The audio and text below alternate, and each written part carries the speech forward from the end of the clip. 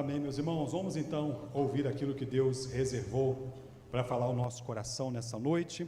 Até aqui nós temos louvado o Senhor, temos bendito o nome do nosso Deus, e esse é um momento muito especial do culto, quando nós vamos ouvir a palavra do Senhor. Então eu quero convidar você aí a abrir comigo a sua Bíblia, primeira carta do apóstolo João. Nós leremos, meus irmãos, o capítulo de número 2, 1 João, capítulo 2, leremos a partir do verso de número 6.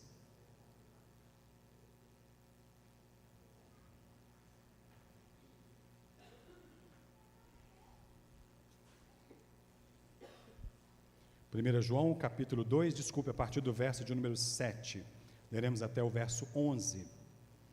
Primeira carta de João, capítulo de número 2, a partir do verso de número 7. Leremos até o verso 11. Amém? A palavra do Senhor nos diz assim, meus irmãos: amados, não vos escrevo mandamento novo, senão um mandamento antigo, o qual desde o princípio tivestes. Esse mandamento antigo é a palavra que ouvistes. Todavia vos escrevo novo mandamento, aquilo que é verdadeiro nele e em vós, porque as trevas se vão dissipando e a verdadeira luz já brilha. Aquele que diz estar na luz e odeia a seu irmão, até agora está nas trevas. Aquele que ama a seu irmão permanece na luz e nele não há nenhum tropeço. Aquele, porém, que odeia seu irmão está nas trevas e anda nas trevas e não sabe para onde vai, porque as trevas lhe cegaram os olhos. Oremos mais uma vez. Senhor Deus, a tua palavra foi lida e nós, o teu povo, estamos aqui prontos para te ouvir. Por isso pedimos, fale ao nosso coração, nos edifique, ó Deus, ilumine a nossa mente, de maneira, Senhor, que essa tua palavra possa ser por nós compreendida, aplicada e praticada em nome de Jesus. Oramos na certeza que o Senhor nos ouve. Oramos em nome de Jesus. Amém. Glória a Deus. Meus irmãos, esse é mais uma parte, da carta que nós estamos expondo, a carta aí do apóstolo João. Já vimos que essa carta, por quem foi escrita, o apóstolo João, por volta do ano 95 depois de Cristo, e nós já vimos que essa carta, o apóstolo tem alguns propósitos aqui ao escrevê-la. E o propósito primário, principal, é aquele que ele menciona aí no capítulo de número 5 e no versículo 13. Estas coisas vos escrevo a fim de saberdes que tendes a vida eterna, a vós outros que credes em nome do Filho de Deus. A carta é escrita, meus irmãos, para que aqueles que creram em Jesus, conforme está lá no capítulo 20 do Evangelho, que ele diz no capítulo 20, no verso 31, estas coisas vos escrevo para que vocês creiam em o nome do Filho de Deus, e crendo, tenhais vida em seu nome. E aqui ele está escrevendo para que aqueles que creram em Jesus como Senhor e Salvador, tivessem certeza, segurança de que eles têm a vida eterna. Além desses propósitos aí, desse propósito principal, o apóstolo trata também de outras questões aqui, decorrentes do seu propósito principal, que é encorajar os que creram a permanecerem firmes na certeza e na segurança de que têm a vida eterna. E ele faz aqui, para chamar atenção, ou talvez para fazer uma prova, para esse verdadeiro cristianismo, ou essa palavra sendo aplicada na vida daqueles que creram em Jesus, e ele vai propor aqui algumas provas que evidenciam este verdadeiro cristianismo. E temos pelo menos 3 provas aqui. A primeira prova é a prova moral, nós já falamos um pouco sobre ela, e ele trata sobre isso lá no capítulo de número 1, capítulo de número 3, no versículo 9. Então diz assim: todo aquele que é nascido de Deus não vive na prática do pecado, pois o que permanece nele é a divina semente. Ora, este não pode viver pecando, porque é nascido de Deus.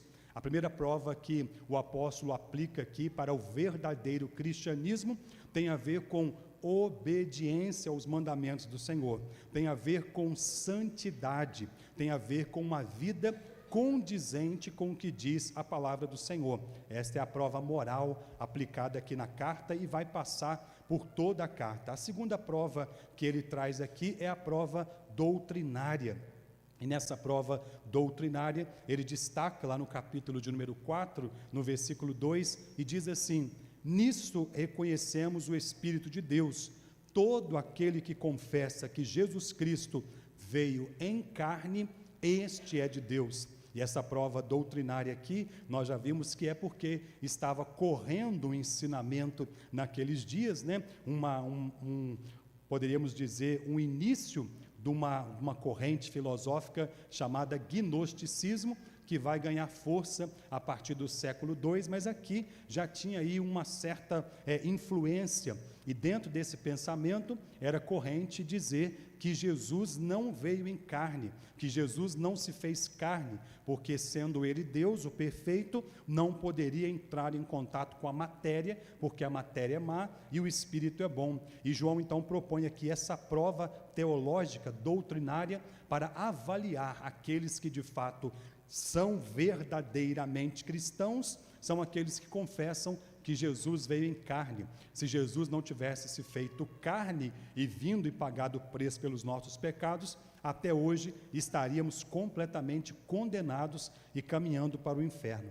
Uma terceira prova que a carta traz aqui também, o apóstolo propõe nessa carta, meus irmãos, tem a ver com a prova social, que é o relacionamento uns com os outros e, sobretudo, um relacionamento de amor uns para com os outros. No capítulo 4 também, no versículo de número 20, ele diz assim: se alguém disser, amo a Deus, e odiar a seu irmão, é mentiroso, pois aquele que não ama seu irmão, a quem vê, não pode amar a Deus, a quem não vê. Então são três provas aqui que o apóstolo vai tratar no sentido de avaliar o verdadeiro cristianismo, né? A prova moral, a santidade, a prova doutrinária, o reconhecimento de que Cristo se fez carne, e a prova social, o relacionamento uns para com os outros. O texto que nós acabamos de ler está justamente dentro desse bloco onde o apóstolo se propõe a fazer esse teste social. Como que está o relacionamento de uns para com os outros? E a maneira como nos relacionamos uns com os outros vai evidenciar o nosso verdadeiro cristianismo. Nós vamos olhar para esse texto pensando então nessa temática, né? O amor fraternal, uma evidência do verdadeiro cristianismo. Comentando esse texto, o reverendo Hernandes, ele diz assim: se a obediência é uma prova moral que identifica o verdadeiro cristão, o amor é uma prova social que identifica o verdadeiro cristianismo em nós. Então, a maneira como nos relacionamos, chamando atenção para essa evidência do verdadeiro cristianismo.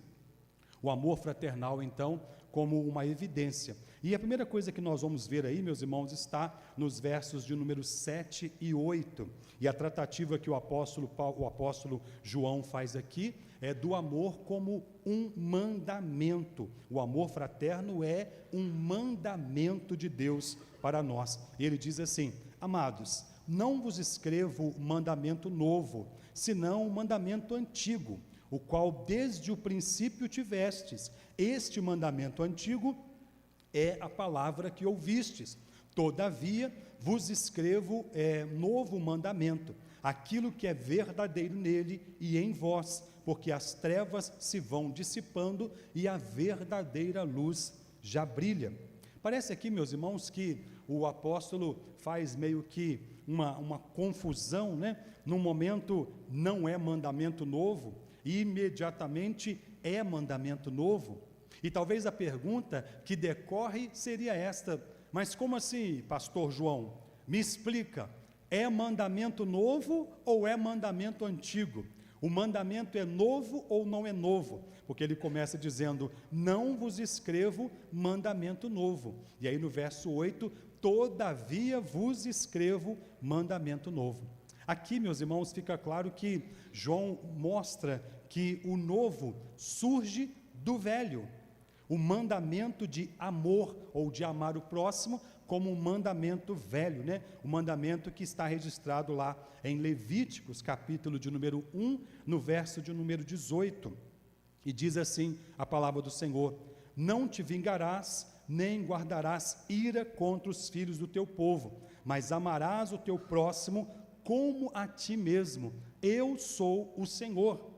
É nessa tônica que ele diz, o mandamento de amar o próximo é um mandamento antigo, não é um mandamento novo. Desde o período do estabelecimento da lei, lá pelo profeta Moisés, né, inspirado e conduzido pelo Senhor, este mandamento de amar o próximo foi colocado ali. Mas por outro lado, o mandamento também é novo, como ele diz no versículo 8, porque Cristo, o Cristo encarnado, dá a este mandamento um significado ainda mais rico, uma conotação ainda mais profunda. A expressão lá de Levítico é amarás o teu próximo. E Jesus então amplia e aprofunda mais essa expressão, conforme nós temos registrado no Evangelho de João, no capítulo 13, nos versos 34 e 35, Jesus Cristo diz assim: novo mandamento vos dou, que vos ameis uns aos outros, assim como eu vos amei, que também vos ameis uns aos outros. Nisto conhecerão todos que sois meus discípulos, se tiverdes amor uns para com os outros. E Jesus fala aqui de um amor que tem como exemplo o próprio Cristo, que vos ameis uns aos outros como eu vos amei. A expressão do amor de Cristo para nós, meus irmãos, é percebida na sua vida e no seu sangue derramado na cruz do Calvário. Ele nos amou a ponto de dar a sua própria vida em resgate pela nossa. Então o que João está dizendo aqui é, o mandamento é antigo, porque desde o período levítico, este mandamento de amar o próximo já é existente, mas o mandamento é novo, porque Cristo cumpre esse mandamento e ele estabelece dizendo, novo mandamento vos dou, e o mandamento que dou é que ameis uns aos outros, assim como eu vos amei. John Stott, comentando esse texto, ele diz que, conquanto o cristianismo doutrinário seja sempre antigo, o cristianismo experimental é sempre novo. Em outras palavras, meus irmãos, nós estamos sempre experimentando o crescimento no amor. Não é simplesmente uma questão doutrinária, não é simplesmente um mandamento de amar uns aos outros, mas é um experimentar este mandamento na vida prática, no crescimento, no desenvolvimento, no relacionamento uns com os outros, na comunhão do corpo e do sangue de Cristo. Nós temos aí duas palavras no grego que são traduzidas por amor, que são traduzidas por essa questão do novo, né? E é neos e kainos. Neos, novo no sentido de tempo, e kainos, novo no sentido de qualidade. Então, o neos, às vezes de onde vem a ideia de neófito, né? Novo, criança, pouco tempo, e o novo aqui no sentido de qualidade, de algo que se renova. É como se Jesus então desse uma nova qualidade ou uma nova qualificação ao mandamento do amor. Ame como eu vos amei, ame à medida do exemplo que eu vos dei, e eu amei vocês sendo pecadores, sendo falhos, sendo errantes, ainda assim eu os amei. O mandamento então para amarmos uns aos outros é antigo em termos de tempo e ao mesmo tempo é novo em termos de qualidade. Devemos amar como Cristo nos amou. O amor, meus irmãos, que a palavra de Deus traz para nós aqui e que o apóstolo trata aqui nesse texto, não é simplesmente um sentimento, mas é uma ação, é uma decisão. Nós não sentimos vontade de amar, nós não esperamos sentir vontade de amar uns aos outros, mas nós decidimos amar uns aos outros porque Cristo nos amou e decidiu nos amar. Nós não amamos por causa de alguma coisa que talvez desperte amor em nós, talvez seja o contrário, talvez convivamos com muitas pessoas que despertem outro sentimento em nós contrário ao amor, que é o ódio que é tratado aqui. Mas nós somos mandados, ensinados, encorajados a amar nos moldes que Cristo nos amou. Jesus nos amou a ponto de dar a sua própria vida por nós. E nós, como cristãos, devemos amar uns aos outros como Cristo nos amou. O capítulo de número 2, o verso 6, e o capítulo de número 3, no verso 16, o apóstolo traz esse exemplo de amor e diz assim: aquele que diz que permanece nele, esse também deve andar assim como ele andou. Ou seja, quem diz permanecer em Cristo, deve andar assim como Cristo andou, seguir as pegadas de Cristo, o exemplo de Cristo, amar como Cristo amou. E também no capítulo 3, o verso 16, ele diz assim: nisto conhecemos o amor, que Cristo deu a sua vida por nós e devemos dar a nossa vida pelos nossos irmãos. Percebe aqui, meus irmãos, a profundidade desse amor fraternal que evidencia o verdadeiro cristianismo. Não é um amor apenas de palavra, não é um amor apenas da boca para fora, não é um eu te amo corriqueiro, como alguém que cita palavras sem sentido, mas é alguém que ama a ponto de estar disposto a dar a sua própria vida pela pessoa amada, pelo irmão. Isso não tem a ver, meus irmãos, com a questão da abordagem soteriológica, isso é a salvação. Nós não morremos ou damos a nossa vida para salvar uns aos outros. O texto aqui também não está dizendo para te dar uma prova de amor, para te mostrar o quanto eu te amo, eu vou pular de um penhasco, vou dar a minha vida pela sua, vou suicidar-me. Não, meus irmãos. Mas talvez aqui seja uma linguagem tomada dentro do conceito da hipérbole, do exagero, para dizer ao ponto que esse amor deve chegar, ao ponto de você estar disposto a dar a sua própria vida como Cristo amou você e deu a sua vida também em resgate pela sua.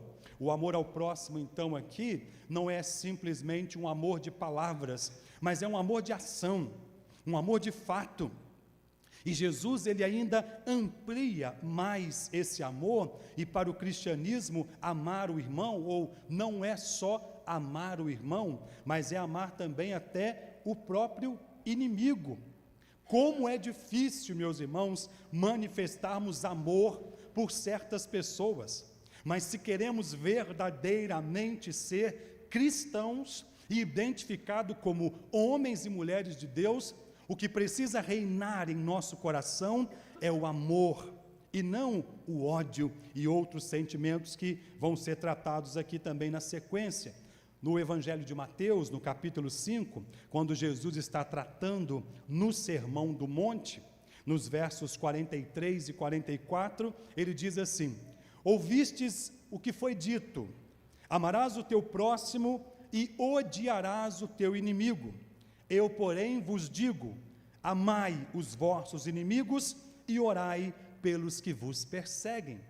Jesus está dizendo aqui, amar o próximo, amar o amigo, amar o irmão, de certa forma, é relativamente fácil. E ele, na sua mensagem aqui, assim, que faz demais em amar o próximo? Mas amar o inimigo é a demonstração também do verdadeiro cristianismo. Sentimentos, meus irmãos, cristãos, que precisam estar no nosso coração. Sentimentos que não vêm carregados de ressentimentos, mágoas, ira, raiva, que trazem escuridão ao nosso coração, que trazem peso à nossa alma. Como cristãos, nós precisamos evidenciar o verdadeiro cristianismo, amando como Cristo amou. E o amor de Cristo foi por aqueles que eram seus inimigos. É exatamente assim que a palavra do Senhor nos diz: Deus nos amou enquanto nós éramos pecadores.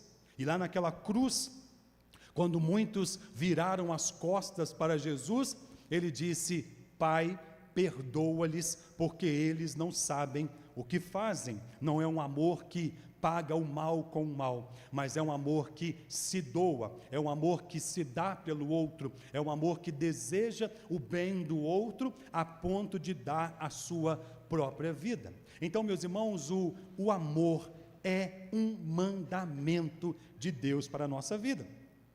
E mandamento não se discute, mandamento não se questiona, mandamento se cumpre. Se quisermos de fato e de verdade evidenciarmos o verdadeiro cristianismo e sermos verdadeiramente homens e mulheres de Deus, é preciso que amemos uns aos outros, assim como Cristo nos amou e deu a sua própria vida por nós. O nosso amor deve abranger a todos, sem exceção, até mesmo os nossos inimigos, e isso evidencia o verdadeiro cristianismo em nós. Como é desafiador para nós isso, meus irmãos, mas é necessário que, como cristãos, nós pratiquemos o verdadeiro amor e este mandamento do amor que a palavra do Senhor nos diz. Mas o apóstolo continua, e ele vai nos ensinar aqui na sequência, que quem não ama o seu próximo está nas trevas. O verso de número 9, ele diz assim: aquele que diz estar na luz e odeia o seu irmão, até agora está nas trevas. Aquele que diz estar na luz, aquele que diz andar na luz e odeia o seu irmão, até agora está nas trevas. Vemos aqui um contraste claro entre luz e trevas, entre amor e ódio, entre o verdadeiro e o falso. O amor como então evidência do verdadeiro cristianismo e o ódio como evidência das trevas. O ódio aqui, meus irmãos, embora seja uma palavra forte e que tem às vezes uma conotação muito dura, mas aqui o ódio significa indiferença, resistência, rejeição, aversão ao irmão. O ensinamento do período aqui do apóstolo era o ensinamento do gnosticismo, que começava a ganhar força.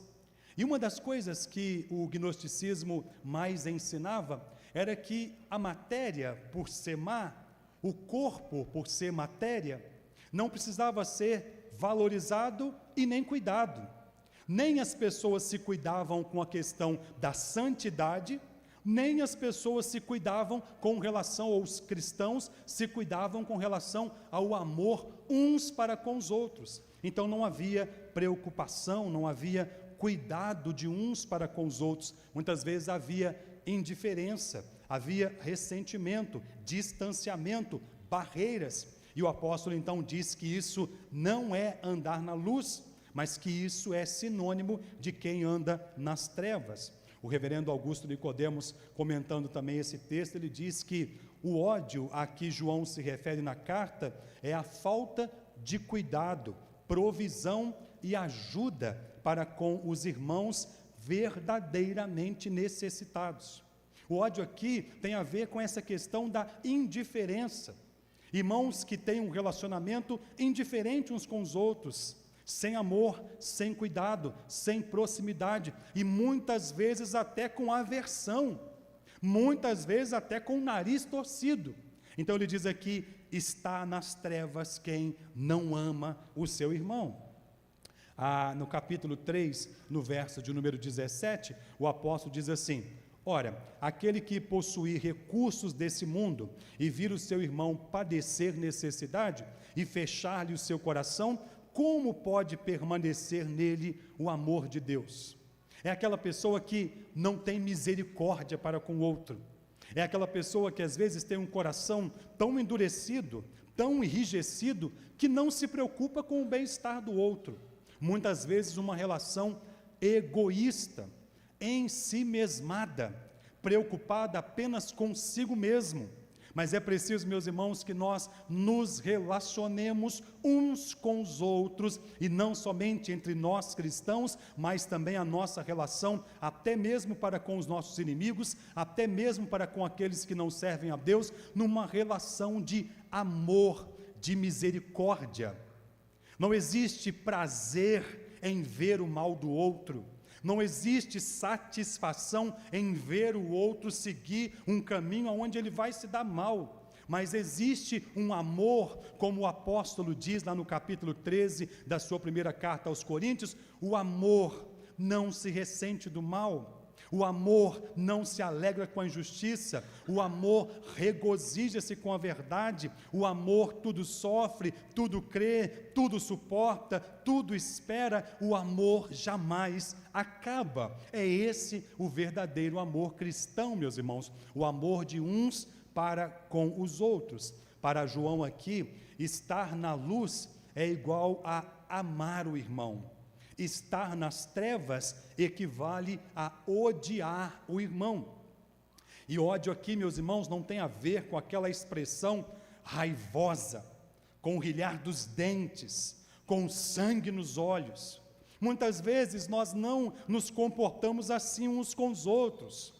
Ao olharmos, não existe sangue no olho, ninguém está com a boca, o canto da boca espumando como um cachorro raivoso, mas muitas vezes o nosso coração tem mágoa, tem ressentimento, tem indiferença.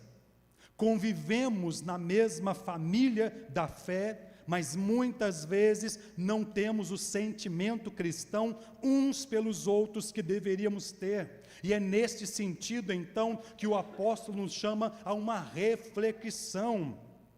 Sentir sentimentos que não condizem com a verdade do Evangelho em relação uns para com os outros, em relação aos irmãos, é um sinônimo de alguém que ainda está nas trevas, de alguém que ainda não saiu da luz.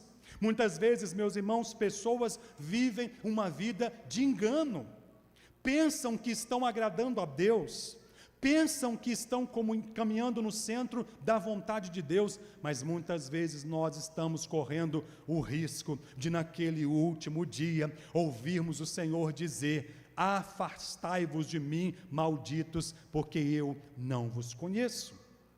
O amor fraternal entre irmãos evidencia o nosso verdadeiro cristianismo, o que de fato e de verdade a palavra de Deus tem operado em nós. E é no capítulo 1 aqui desta carta, meus irmãos, no versículo de número 6, que ele chama de mentiroso aquele que diz ter comunhão com Deus, mas anda nas trevas.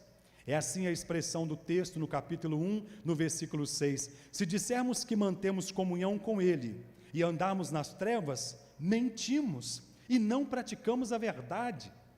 Então, andar nas trevas aqui, como um sinônimo de mentira, de falsidade, não praticamos a verdade. E ele começa esse parágrafo aqui, no versículo 5, dizendo que Deus é luz e não há nele treva nenhuma. Então, aqueles que estão em Deus e que andam com Deus, precisam andar na luz. O contraste aqui do verso 9 é trevas e luz, amor e ódio, mentira e verdade. Como está o seu coração? Como está o meu coração?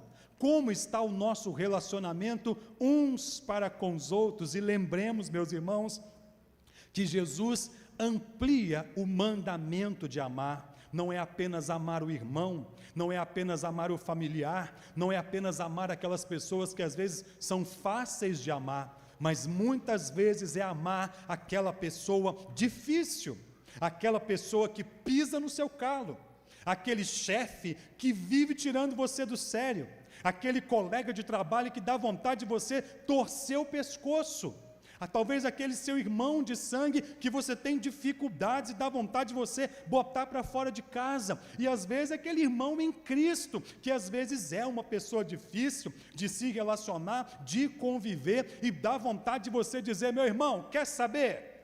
procura uma outra igreja para você congregar, porque não dá certo você aqui. Mas às vezes, meus irmãos, são os mais difíceis que precisam ser mais amados, mais cuidados e experimentarem mais a misericórdia, porque é no exercício do amor que nós demonstramos o verdadeiro cristianismo. Falar de amor é fácil, viver o amor é um grande desafio. Por isso, meus irmãos, aqui ele destaca que aquele que diz que está na luz, mas odeia o seu irmão, está nas trevas. Aqui existe o que nós podemos lembrar do que é dito pelo apóstolo Paulo, lá em Gálatas capítulo 5, a partir do verso 19 até o verso 23, quando ele trata sobre as obras da carne e os frutos do Espírito.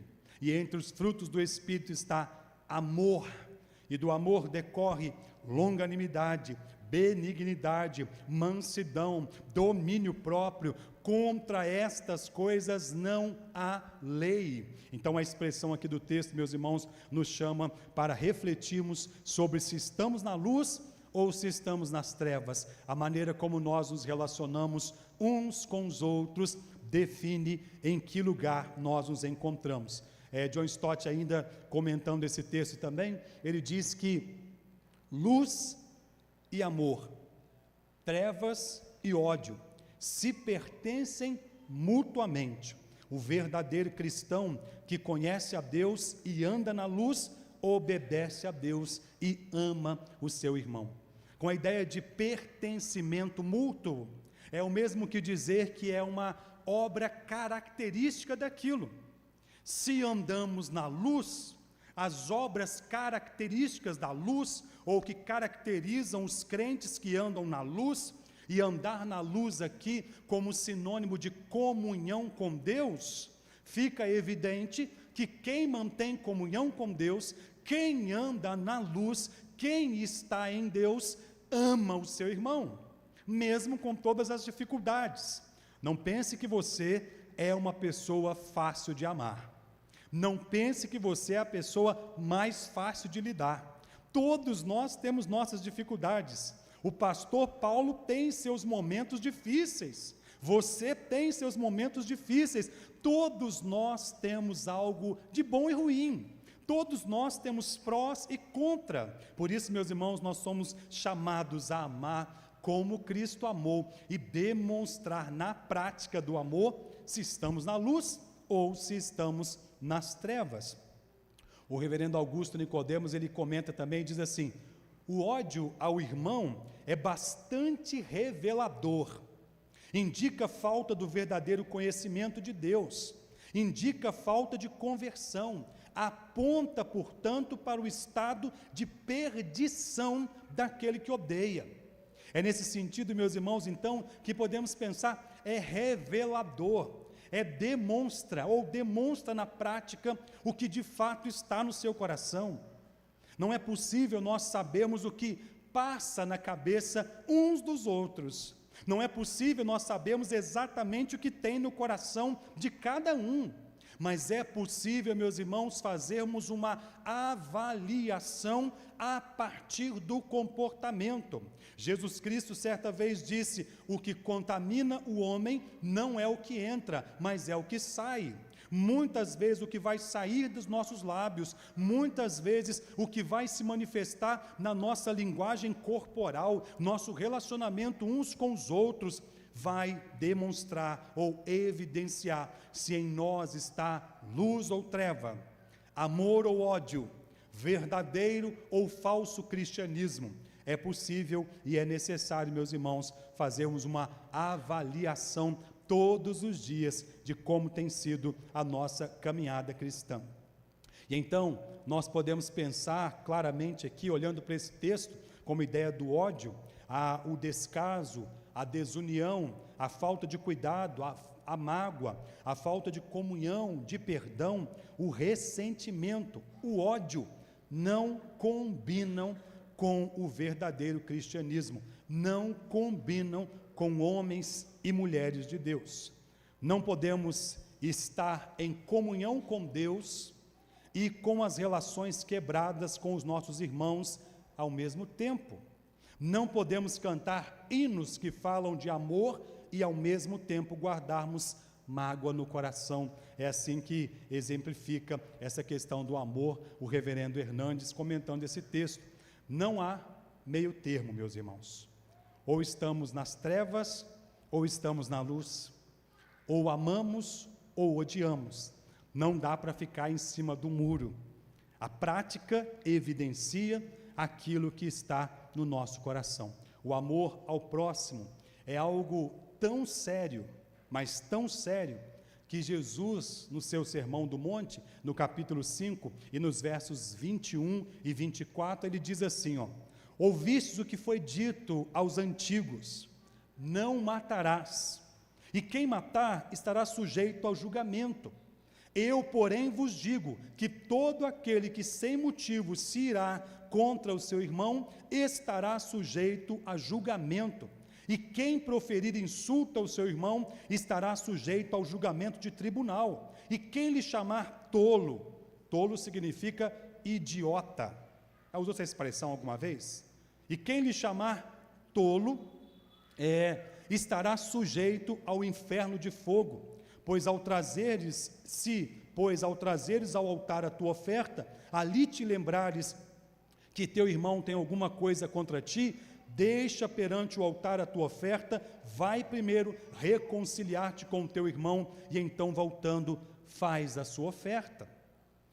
O amor e a relação uns para com os outros é tão cara e tão importante para Jesus, que Jesus diz que a relação feita de maneira errada, estamos sujeitos ao julgamento.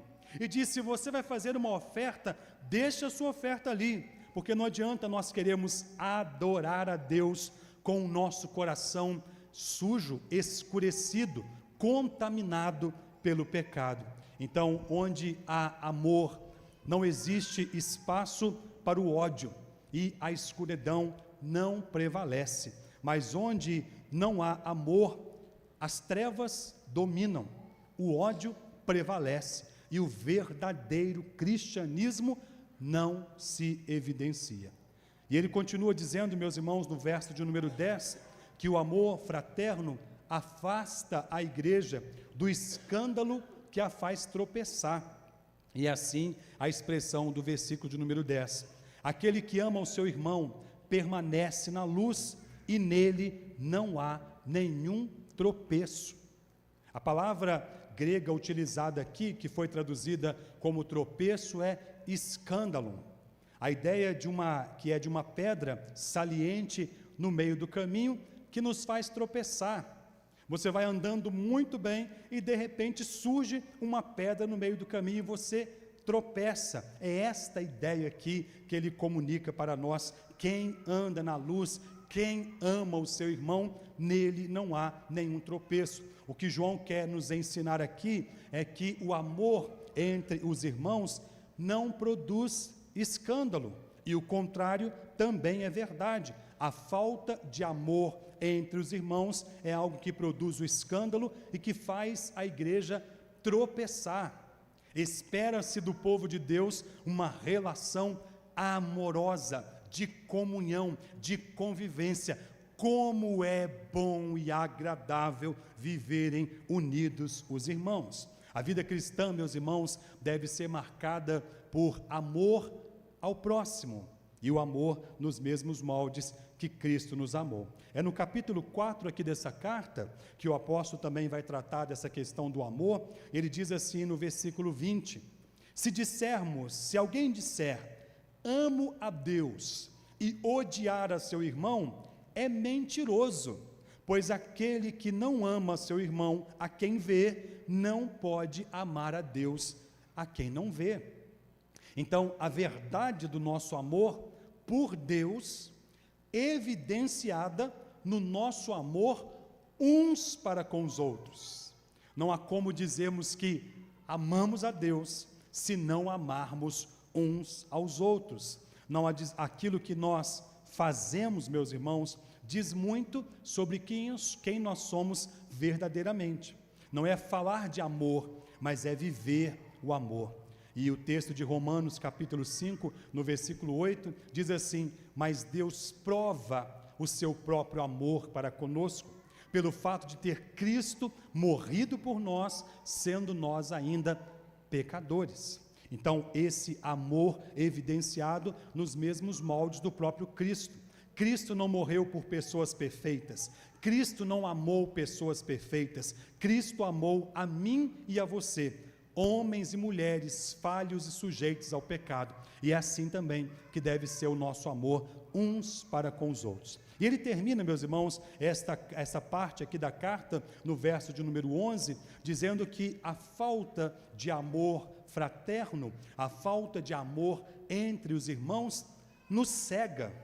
E o verso 11 ele diz assim: aquele porém que odeia seu irmão, está nas trevas, e anda nas trevas, e não sabe para onde vai, porque as trevas lhe cegaram os olhos. O reverendo Augusto, ele diz assim que as trevas a que João se refere aqui, são a escuridão moral e espiritual característica do estado de pecado e da corrupção que a humanidade vive. Ou seja, numa vida de pecado, numa vida longe de Deus, não é possível haver amor uns para com os outros. A respeito disso, Salomão nos diz assim, lá em Provérbios capítulo 4, no verso de número 19: o caminho dos perversos é como a escuridão, e nem sabem eles em que tropeçam. Quando o coração se enche de mágoas, de ressentimento, de falta de amor, de escuridão, o contrário da luz, então ele diz que nos tornamos como que perversos, e nem sabemos em que nós estamos tropeçando. Não há, meus irmãos, cegueira maior do que o ódio, a mágoa, a raiva, a indiferença, o ressentimento. Estes são sentimentos perversos que não condizem com a vida de um verdadeiro cristão. A falta de perdão, o ressentimento no coração, que traz sujeira, escuridão, angústia, tristeza, peso em nossa alma. Reverendo Augusto, ele chega a dizer que não perdoar uma pessoa é como tomar um copo de veneno e achar que o outro é que vai morrer. A mágoa nos mata, a falta de perdão nos cega, o ressentimento traz peso em nossa alma. A melhor coisa é termos paz, como diz a palavra do Senhor: no que depender de vós, tende paz com todos os homens. O coração do cristão precisa ser pacífico, e é assim que Jesus Cristo diz: bem-aventurados os pacificadores, porque serão chamados filhos de Deus. Andar nas trevas aqui, então, meus irmãos, é um sinônimo de andar longe de Deus, distante de Deus. E é assim a expressão que fica registrada no capítulo 1, nos versos 5 e 7 dessa carta. Ora, a mensagem que da parte dele temos ouvido e vos anunciamos é esta: que Deus é luz e não há nele treva nenhuma. Se dissermos que mantemos comunhão com Ele e andarmos nas trevas, mentimos e não praticamos a verdade. Se, porém, andarmos na luz, como Ele está na luz, mantemos comunhão uns com os outros, e o sangue de Jesus, seu Filho, nos purifica de todo pecado. Sinônimo aqui de andar com Deus, iluminado por Deus, o amor que vem de Deus e que reflete através de nós, né? A luz de Cristo, então, nos afasta da cegueira espiritual. O amor de Cristo nos ensina a amar o nosso irmão assim como ele nos amou.